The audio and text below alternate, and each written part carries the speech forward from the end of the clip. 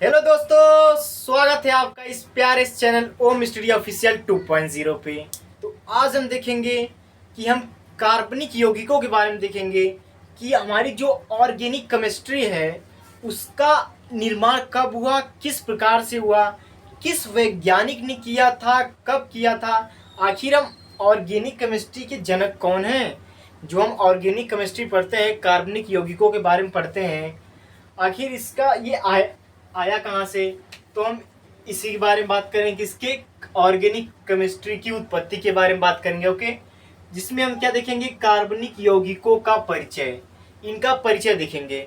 तो पहले कि मैं आपको पढ़ के बताता हूँ फिर इसको बताता हूँ, ठीक।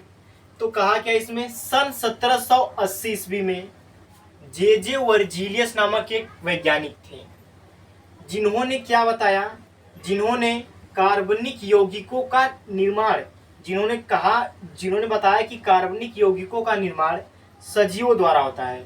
फिर इन्होंने एक सिद्धांत दिया, क्या कहा, एक 1780 ईस्वी में एक जे वर्जीलियस नामक वैज्ञानिक थे, उन्होंने बताया कि ये जो कार्बनिक यौगिक है ना, जो कार्बनिक कंपाउंड, जो ऑर्गेनिक कंपाउंड है, इनका हम निर्माण सजीवों के द्वारा कर सकते हैं। सजीव मतलब कोई जिंदा वस्तु, इंसान मान लो, जानवर मान लो, पेड़ पौधे, मतलब हम इनके द्वारा ही कर सकते हैं। सिर्फ किसका निर्माण, ऑर्गेनिक केमिस्ट्री का निर्माण।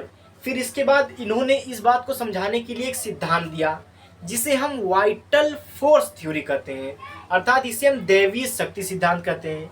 इसके अनुसार जे वर्जीलियस ने बताया कि जो कार्बनिक यौगिकों का निर्माण एक दैवी शक्ति के द्वारा होता है।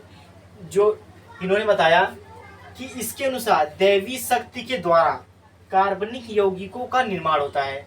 इन्हें प्रयोगशाला में अकार्बनिक यौगिकों द्वारा प्राप्त नहीं किया जा सकता। फिर इन्होंने क्या बताया, इन्होंने बताया कि जो कार्बनिक यौगिक है, जो हम ऑर्गेनिक कंपाउंड पढ़ते हैं, जैसे बेंजीन हो गया, मेथिल अल्कोहल हो गया, C2H5OH हो गया, ये जो कार्बनिक यौगिक है, जो ऑर्गेनिक कंपाउंड है, इनका जो हम फॉर्मेशन, निर्माण जो है इनऑर्गेनिक कंपाउंड द्वारा नहीं कर सकते। इनऑर्गेनिक कंपाउंड कौन होते हैं, अकार्बनिक यौगिक। ये कौन होते हैं, जैसे H2SO4 हो गया, HCl हो गया, ये सब क्या है, इनऑर्गेनिक कंपाउंड है। तो इन्होंने यही कहा कि भाई साहब देखो, हम कार्बनिक यौगिकों का निर्माण सजीवों द्वारा कर सकते हैं, अकार्बनिक यौगिकों द्वारा नहीं कर सकते। ओके, ये किसने बताया, जे वर्जीलियस नामक वैज्ञानिक ने बताया। इन्हें क्या कहा जाता है, इन्हें कार्बनिक रसायन का जनक भी कहा जाता है। क्या, इन्हें कार्बनिक रसायन का जनक भी कहते हैं। ओके, मतलब निर्माण करने वाले, इन्होंने इतना बताया। फिर इसके बाद एक और वैज्ञानिक आए जिसका नाम क्या था, एफ वोलर। चलिए उसके बारे में पहले मैं आपको लिखवा देता हूँ, फिर उसके बारे में और अच्छी तरह से बताता हूँ। ओके,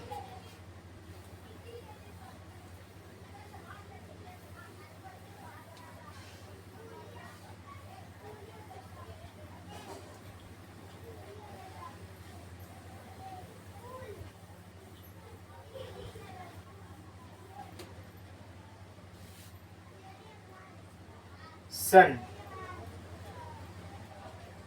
1828 ईस्वी में जर्मन वैज्ञानिक, सन 1828 ईस्वी में जर्मन वैज्ञानिक जिनका नाम क्या था, एफ वोलर। सन 1828 ईस्वी में जर्मन वैज्ञानिक एफ वोलर ने अकार्बनिक यौगिक द्वारा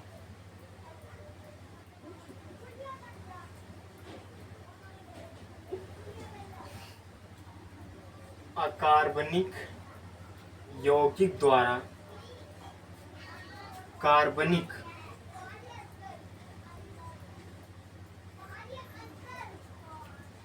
कार्बनिक यौगिक का निर्माण किया, निर्माण कर दिया, ठीक, निर्माण किया, जिससे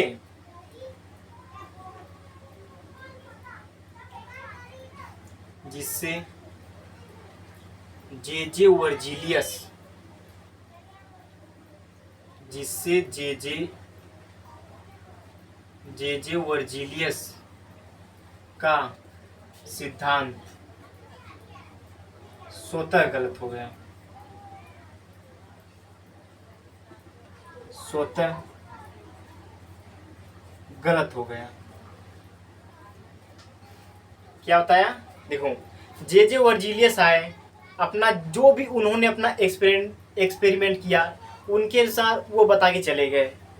ठीक उनके 48 साल बाद उन्होंने 1780 में ये बताया था कि कार्बनिक यौगिकों के बारे में कुछ उन्होंने बता दिया था कि हम इसे सदियों द्वारा निर्माण कर सकते हैं।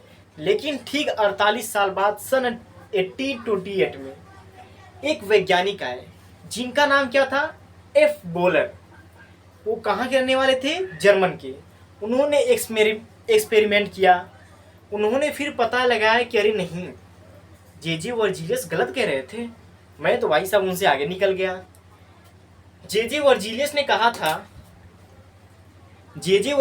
कहा था कि हम अकार्बनिक यौगिकों को द्वारा कार्बनिक यौगिकों का निर्माण नहीं कर सकते। लेकिन एफ वोलर में अकार्बनिक यौगिकों के द्वारा कार्बनिक यौगिकों का निर्माण कर दिया। इनऑर्गेनिक कंपाउंड के द्वारा ऑर्गेनिक कंपाउंड का कर दिया निर्माण, जिससे जो जे वर्जिलियस ने अपना सिद्धांत दिया था वाइटल फोर्स थ्योरी, वो तो उनका अपने आप गलत हो गया, स्वतः गलत हो गया। ओके, लेकिन इन्होंने कौन सा अकार्बनिक यौगिक लिया? किसने? एफ वोलर ने। जिससे कौन सा कार्बनिक यौगिक बना? क्योंकि देखो, पहले तो कोई कार्बनिक यौगिक नहीं बना था, किसके द्वारा? अकार्बनिक यौगिक के द्वारा। तो अगर ये निर्माण किए कौन? एफ वोलर, तो हम ये कह सकते हैं कि ये पहला ऑर्गेनिक कंपाउंड होगा जो कि इनऑर्गेनिक कंपाउंड के द्वारा निर्माण किया गया था। अर्थात ये मानव निर्मित क्या ऑर्गेनिक कंपाउंड होगा पहला। तो वो कौन सा इनऑर्गेनिक कंपाउंड था और कौन सा ऑर्गेनिक कंपाउंड थी? एफ वोलर ने क्या किया? एफ वोलर जो कि कहाँ के रहने वाले थे? जर्मन के। इन्होंने 1828 ईस्वी में अकार्बनिक यौगिक के द्वारा कार्बनिक यौगिक का निर्माण किया थी। इन्होंने अकार्बनिक यौगिक कौन सा लिया? उसका नाम था NH4OCl। उन्होंने अमोनियम साइनेट लिया। इसके द्वारा इन्होंने एक कार्बनिक यौगिक, ये क्या है? एक अकार्बनिक यौगिक, जिसे हम क्या कहते हैं? अमोनियम साइनेट।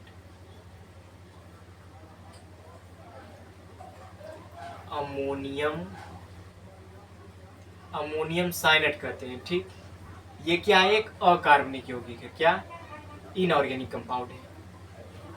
ये क्या है? Inorganic compound. ये इनऑर्गेनिक कंपाउंड है। ठीक, इन्होंने एक इनऑर्गेनिक कंपाउंड लिया जिसका नाम था अमोनियम साइनेट। इन्होंने इसके द्वारा एक ऑर्गेनिक कंपाउंड का निर्माण कराया। किसका? Organic compound.